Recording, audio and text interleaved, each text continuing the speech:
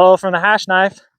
Today we're going to talk cattle guards. In a recent short that I shared on Facebook, Instagram, and YouTube Shorts channel, I talked about a filled-in cattle guard. I always appreciate anybody going out and plowing roads, making sure they're clear from snow. But this is a public service announcement to make sure if you're doing so, you don't take dirt across the cattle guard. This defeats the purpose of it. When you don't lift the blade and back drag, and you just push it across, this literally fills in the cattle guard, and then cattle and horses can go across, break a leg, and that's a death sentence. Please, whatever you're doing, stop for a second, go up to the cattle guard, back drag. Don't drag it across. This is it. Now, some people were quick to say, hey, you gotta make sure you have markers on it. You gotta be appreciative that people are actually out there plowing, and it's your responsibility to take care of the cattle guard. In all three respects, you're right to an extent. There are marks. You can see over here, there's reflective marks on each angle here.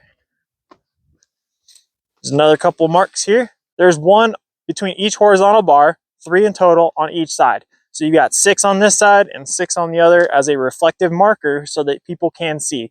And I think that comment was probably coming from some aspect of we had just come out of a winter storm.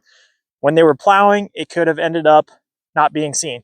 You're absolutely right. However, on that particular day, it was a warmer, non-stormy day, and it was perfectly fine. The other thing, you should be appreciative of them plowing in the first place. You're absolutely right, and that's why I said that.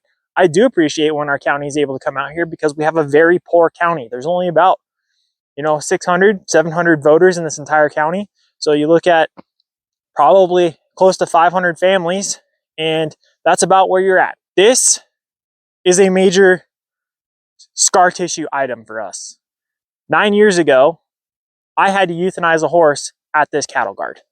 I'm not very happy about that. And so when any issue comes up with the cattle guard, I get very upset very quickly. In that video, I try to be as understanding as possible because I know there's some new road workers on this crew. They are working their tails off, taking care of our county and people out here, and they are fixing a lot of things that have needed to be fixed for a long time. I had a feeling I knew who the individual was that did this, and it was from pure lack of inexperience and not knowing. Not their fault. It's just these issues come with time. You learn over time. And that's why I was trying to be as understanding as possible in that short. Now, Dad did show part of the cleaning. I contacted a local guy here we've used before. Actually, there's a couple of them. Really good guys. Do a good job, and said, you know what? Let's get the snow out of this cattle guard. So he came up, and while we were at it, might as well take a little bit more dirt out, clean this thing up to the bottom since we've got it opened up. You see, each half of this cattle guard just comes apart one at a time, and we dug down with this mini excavator, and you can see the perspective here. Here's a shovel sticking down in there, so it's about halfway up, and so we're down about 24 or so inches to the bottom of that beam, and maybe about 30 inches to the bottom of these rails. And went ahead and cleaned it back up. You see he's piled some dirt here, and it's starting to melt now, just in time. But this was a pretty good job we could have done with the tractor, but because it's kind of one of those deals where time is of the essence, because you got to get this thing cleaned out. We cleaned it out by hand and got it where we probably would be okay, but all we had to do is have another storm come through and fill this up. I don't think we're gonna have an issue anymore with the blade. Just some inexperience, and that's okay as long as we learn from it. Nobody gets hurt, don't break a leg on an animal again, then we're good to go. So there you can see another crisis averted that was not planned, but it's necessary. So the reason why I was a little upset but also understanding is because I want that person to learn. They actually acknowledged it, and they understood immediately what had happened. Because that was a dangerous thing. Now this has been cleaned out. It's much deeper. We had been noticing from June, we're like, hey, the wind's starting to pick up. We're gonna have to monitor this cattle guard specifically because it's on the furthest side of our property, trying to fill in, make sure it doesn't keep filling in from dirt. Knowing what we know now, we have suspicion that the individual who was grading just didn't know better and kept kind of filling it in, and it was filling in faster. Not to be proven, nor am I here to really like say, hey, gotcha, I don't care. Lessons are learned. Big thing for anybody who's not aware, when you are maintaining a road, whether it's your private property residence or your county road or something, you blade up to the cattle guard, go a little bit past, so then you put your blade somewhere in here and you back drag so you don't fill it in. We have since cleaned this out so that it is nice and open. It's about 24 to 30 inches deep now. You can see clearly across it, and we're all set on those aspects. The question is, who maintains the cattle guard? That's a great question, because depending on your source, some people will say, and I'm not saying just people, organizations, departments of state, local governments, organizations in general, lawyers, judges, it doesn't matter. What's special about a cattle guard? We've talked about this before. It's not only a passage for people to travel with farm equipment and vehicles in general, it's also an extenuation of the fence line. So, quick research will indicate or suggest this is the county's issue for taking care of it. We've never gone with that line.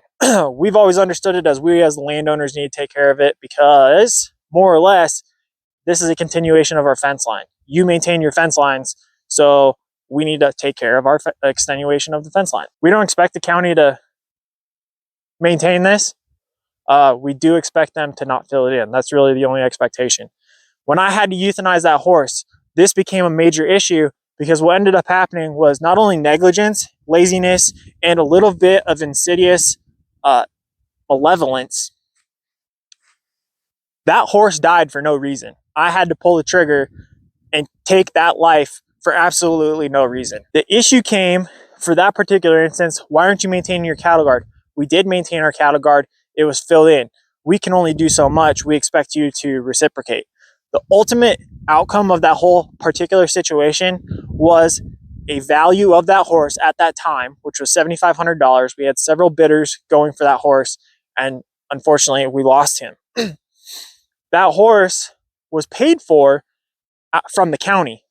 That horse was paid for from the pockets of the people within this county. That horse was paid for by some of our own tax money, which is unfortunate, because if you just do your job the correct way, then that doesn't ever happen. That's the biggest tragedy, is taxpayers had to pay for the malevolence and the malignant, purposeful actions of an individual. That's one of the biggest issues outside of taking an innocent life. So anyway, we take care of our cattle guards because it's important. Other thing to note, despite laws and whatnot, this is one of 3 cattle guards we maintain. This is one of 2 cattle guards on this particular county road that bisects our property. That's why it becomes such an issue, because this one is actually an issue in terms of maintenance, because it's on the eastward side, which all the wind pushes the dirt into it. The other issue is the cattle guard on the opposite side of this road, because it goes directly onto a highway. So that highway has a potential to seriously harm our livestock, more so than just the cattle guard. If they get past the cattle guard, then it's them on the highway and they can get hit. The third cattle guard is the one that goes directly into the ranch house and the ranch drive. That's less of an issue because less animals are exposed to that cattle guard. But these are the 2 main things that we have to make sure to take care of. Ultimately, the big thing with cattle guards is you got to maintain them regularly. You got to keep an eye on them, and you have to make sure that somebody's not going in and filling in after you. Unfortunately, it happens. You just got to keep your eye out on it. You got to take care of it, and you have to be a little forward thinking on that. These cattle guards are amazing tools, but at the same time, they can be deadly, and they can have serious consequences that you can't ever take back. Keep in mind, general rule of thumb, we work in the horse and cattle businesses. You got to keep horse and cattle out. Unfortunately, in these day and age, we try to keep as much of our herds in And if you want, you can look up some fence laws and stuff, what I'm talking about, but mostly you got to keep everything out. We just try and go the extra mile to take care of our own livestock and to help out our neighbors as well. As I get out of the wind from the single digit temperatures, it's fine at 3 above, but once the wind starts picking up, it starts to get miserable. The last thought is, though, that our neighbors have been fantastic. We've had some neighbors that have been here for 20 plus years. We've got a couple newer neighbors over the last, 5 years or so. Everybody, thankfully, I think, knows that we're willing to take care of our livestock and go the extra mile to help them out, because we want to make sure our animals aren't intruding upon them, upsetting them, harming any of their things as well. We try to be as reactive as we possibly can. Sometimes that doesn't happen. For example, we got calls when our animals were crossing this cattle guard when it was filled in, and I wasn't there, mom and dad weren't there. We just tried to take care of it as soon as we could. Having good neighbors helps make this much easier. Everybody's looking out. Everybody's helping you take care of yourself. And we've said that before. We try to take care of other people and be nice and helpful so that when it's time for us to be taken care of, we know that there's a good relationship there. So really the big payoff is they know if they can keep an eye on our animals too, just an extra set of eyes or 2 or 3 or 4 or 5, then it helps make sure that everybody's corralled back into where they should be and taken care of, and ensured happy and healthy welfare is covered across the situation no matter what. So with that, thanks until you're better paid.